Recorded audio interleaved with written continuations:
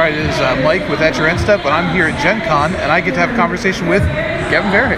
Hey everyone, how's it going? I am Gavin Verhey. I am a senior product designer, an architect, and game designer at Wizards of the Coast. I make the magic happen, and I'm so happy to be here at this event showing off Commander 2019 to all these fine folks. We've revealed a bunch of cool preview cards. I'm the Commander architect, so I do a lot of thinking about the Commander and Brawl formats. And also, I just love the show. It's fun being surrounded by players who are so excited about our game. Yeah, I just sat through the Tales from Dominaria panel, which was awesome, and I know we're in a pre-Gerard world. When you hear this, you'll have seen it, but I have seen the art, which is on the playmat, and that's fantastic. Yeah.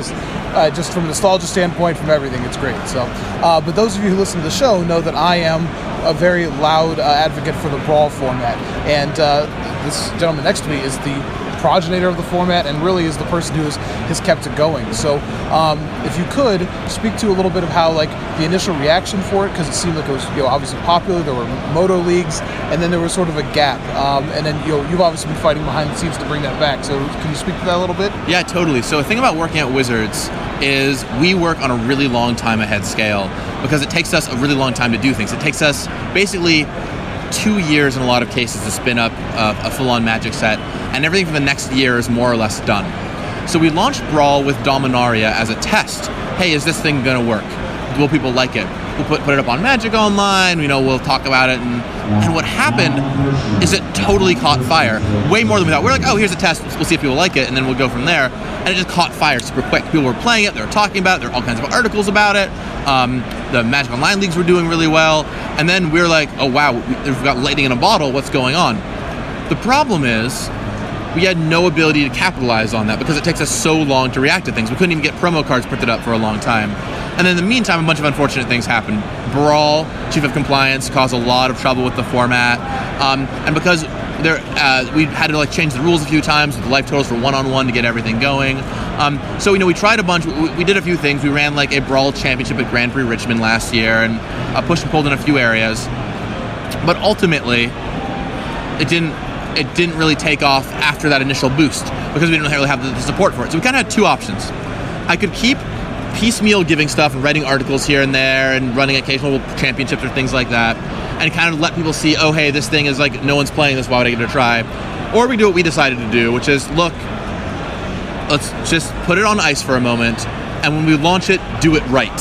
And be like, okay, yep, it's going to be a hard year and a half of me hearing all the time, Gavin, why did you let this format die? Why don't you care about us? All this stuff. And that is the hardest for me because I do care so much and I'm working to change it. And of course, there's nothing I can do about it at that point in time because I just can't make things go any faster. So at some point, you gotta get the sets designed and print everything up. But so we kind of waited, and now coming out with Throne of Eldraine, we've got a really big Brawl explosion. We're gonna have these 4 pre-constructed decks featuring new cards for the format that help plug some holes in the format. They're all really fun to play against each other. You can play them multiplayer or one-on-one. We've got them all showing up on Magic Arena, Magic the Gathering Arena, which is really, really cool. That format's going to appear there, which is basically since day one the thing players have asked for. And once again, the kind of thing that, trust me, does not happen overnight, especially when you have a game that's still in beta and they're trying to refine their features. Convincing people, really, we got to make Brawl happen was a tough challenge, but I got everyone on board, and we were like, okay, we're going to program it, we're going to make it happen. And you all haven't seen it yet, but the Brawl interface on Arena looks awesome. I've got the chance to toy around with it a little bit, and there's some really, really cool stuff going on there, and I can't wait for you to finally see it in person when it hits. And then finally, we're going to have in-store support. We're going to have events for Brawl happening with Throne of Eldraine in-store. So we're really kind of firing on all cylinders. And to me, as a Brawl aficionado, this is the real test. Yeah, we ran that test with Dominaria. We saw how that went. We learned a bunch of stuff from it. I would do it differently again now if I could, but I can't go back in time. I'm not part of the Tolarian Academy. So we're really launching here, and we're going to see what happens. And if it takes off and does well here, you're going to see a lot more Brawl stuff in the future. Well, I know I'll be a person pushing for that. Now, you had mentioned the Brawl events, and I want to sort of ask you about that. So obviously Arena is a 1v1 experience. Singleton's very, very popular there. My play group, because in our past lives we were fairly competitive players, play a lot of 1v1. But everything that's been public before that, you mentioned the Brawl Championship, was a multiplayer format. So obviously it has a chance to be both. When you talk about like in-store experience, how do you envision Brawl going forward? Is it a multiplayer experience more than it's a two-player experience? Which do you think it is? So I think one of the great things about Brawl is you can build a single deck and use it in both formats, both one-on-one and multiplayer pretty well. Unlike, for example, in Commander, which is of course a format I care a lot about, but WoW does one-on-one competitive Commander look a lot different than multiplayer Commander. Like it's night and day. One of the great things about playing Commander or playing Brawl is like I don't have to feel like I have to weaken my deck. I can legitimately make my deck as strong as I can for both formats, and it's not a problem. It's going to be okay. So when we're working on Brawl, really our focus is on the multiplayer. Admittedly, a lot of the cards we make are focused on multiplayer. A lot of the pushing we're going to do is around multiplayer. But if stores want to run one-on-one, or you all enjoy playing one-on-one, please go ahead. And on Arena, by the way, it will be one-on-one play. Multiplayer, not available in Arena. So you'll have a really strong output to play Brawl with there. So there will be avenues to play both. In stores, kind of promoting it as more of like the social aspect, like a Commander Night style thing. And then on Arena, you'll get that great one-on-one gameplay. And the decks, the 4 pre-constructed decks, there are some cards that are certainly better with more players, but on the whole, the decks just work fine in either way. And it's probably something that speaks to just the standard card pool in general. You know, you have cards that are going to be a little more balanced either way, just because of the nature of standard power level. Now, admittedly, working on the Brawl decks, we have to do something very different, which are create standard legal cards that did not go through a standard set. So they could do things almost more in the Commander deck style space, where they could reference parts of multiplayer or Commander in ways we wouldn't normally put them on a normal Magic set. That's how you get cards like the Signet that we ended up printing, which allows, to capture your Commander's color identity. Yeah, it's a standard legal card that references Commander identity, which is interesting. Now, you're not going to play that in mini standard decks, I'll say that much. I will say, though, if you're playing standard and your opponent casts that and they know what they're doing, you should be terrified, because I don't know what they're doing with that thing, but they are probably up to no good. But yeah, so there's some stuff like that in there. A thing with Brawl that we noticed is that unlike Commander, where you've got years and years of mana fixing lands, often the mana in Brawl decks can be kind of rough, especially 2-color Brawl decks. So we wanted to make sure that there were enough mana fixers for that. So we put some of those in there. We put some stuff in that really helps scale up in the late game. So there's a good mix of things for multiplayer, but also for one-on-one. Now, I want to speak directly to that, because I spoke actually on a previous episode of the cast to this point that I find the Signet, I don't know, it's a little, I guess how I want to phrase this. I like the idea of it, obviously trying to sell a Commander product, but part of me says that the reason I like Brawl is because I'm working within the constraints of the standard format. And you mentioned that Commander has so many years of you can play all these things, but when you guys sell Commander Pregons, you put a Soul Ring in every single one. So do you?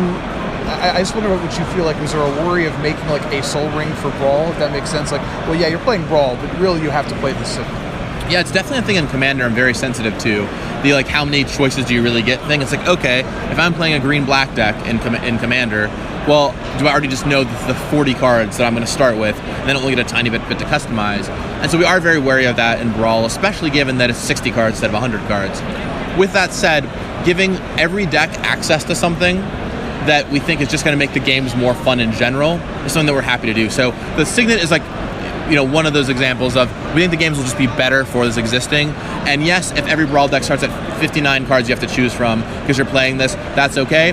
But we have to be very sparse and careful with those things. So you're only going to see that on cards we think will really help make the format more fun and are important. A lot of the other cards in the decks are not that. The face commanders are not that. There are cards that are good that you would consider playing, but they're not going to go into every single Brawl deck. And color restrictions. It being an artifact is a little bit of a different. Absolutely. So that makes sense. Now, and you mentioned the design for Brawl, and I spoiler alert, I sat through all of the things, all the seminars this morning, and you mentioned in the Cube seminar, which you can watch on Twitch, about making the M20 cycle of 3-color legends. They weren't legendary before. Now, is that something you're also looking for in Brawl, ways to make sure there's enough legends in the format at any given time? Because Dominaria was legendary themed. Right, and that's part of why we launched Brawl with Dominaria, was because it was so many legends. Yeah, so there's a lot of very smart people at Wizards, and one of them's name is Yanni Skolnick. Yanni was the lead designer of Core Set 2020. And something him and I worked on a lot is making sure that Standard had the right number of legends to support Brawl. And so if you notice, since Dominaria, yes, of course Dominaria had a ton, but since Dominaria, we've ramped up how many legends are in our sets. You just see more than normal, which is good for Commander players and Brawl players too. We want to make sure that as many combinations as possible are represented in standard. So for example, we want to make sure there's always a 5-color option in standard. We want to make sure that there's every 2-color option in standard, that most 3 colors, if not all, are represented. And so we did a lot of work in that space. For example, the Buy a Box promo for Core Set 2020 is a Naya Legend, so there would be a Naya Legend that players could use. So that's the thing that we're very conscious of. And when we were working on Core Set 2020 and talking about this Mythic Rare cycle, I'll admit I don't know the details as well as Yanni does. That is exactly how everything came to be. But I know that part of the goal of having them be legendary was for Brawl and Commander. Makes sense. And you say it's 5-color commanders. Golos is a pretty good one. Yeah. So. Well, that's what we made, right? We're like, hey, let's do this Golos thing, and it'll be perfect. That's awesome. All right, so let me ask you, what so far has been your favorite Brawl commander? It's a really good question. There's so many decks that I love playing, but the one I got to go with is Arcades. Okay. I loved it. It's a kind of goofy looking deck. It's like, a bunch of silly walls and Arcades. But first of all, it's incredibly powerful. Like, it is really, really strong. And second, it does the very important thing in multiplayer, which is it encourages everyone else to just attack all the other players, and then they whittle their life down a little bit, and then you slam down Arcades, turn the corner, and attack. I took second place in the Brawl Championships in Richmond with this deck, and it's very, very powerful. I'm going to be sad when it rotates out of Standard, but I've had a good run with it. That's good. Yeah, a good friend of mine, that's one of his go-to decks, and I have lost to the card Tower Defense so many times. Oh my gosh, yeah. Just like, I can't, I'm dead. +0, +5 to all your creatures, huh? That's interesting. It's pretty good. Oh, well, I just have to say, as there's a lot of formats I've latched onto, but Brawl is really, I don't really have the, I guess the time or the desire to get into large commander, and I don't really like the politics element as somebody else. Brawl has been this awesome middle ground for me that I'm very happy for that. So I'm glad that other people get to play it, and I appreciate you, continue to, just not leave it in the dust. No, it's very important to me, and I'm incredibly excited to see it really finally shine at its full potential with Throne of Eldraine. And if you are interested at all, or you like it, please go ahead and play it. Let me know. You can always find me on Twitter at Gavin Verhey. I am more than happy to answer any questions you have, and I just hope you really enjoy the decks when they come out. But at the time that it releases, we'll have all the Planeswalkers and War of the Spark as option. We'll have all the legendary creatures in Core Set 2020. Throne of Eldraine has a ton of new legendary creatures too, so there's going to be a lot of really good stuff going on. Yeah, it's kind of funny. You've got this perfect timing element too, where obviously the Commander community has had a large discussion on, do we let Planeswalkers be Commanders? And if you're that person that wants to have a Planeswalker Commander, Brawl lets you do that. Right. So I think that's pretty great. And in fact, Sheldon has cited that as the thing that he likes as a separation for the formats of, Brawl lets use Planeswalkers as Commanders, and Commander doesn't. So awesome. Well, Gavin, I really appreciate you sitting down with me, and I hope you have a good rest of your con. Thank you, Mike. Thank you so much, too. And if you're listening to this and you want to reach out to me, I'm always happy to talk, so just send me a message. Thank you. All right, thank you.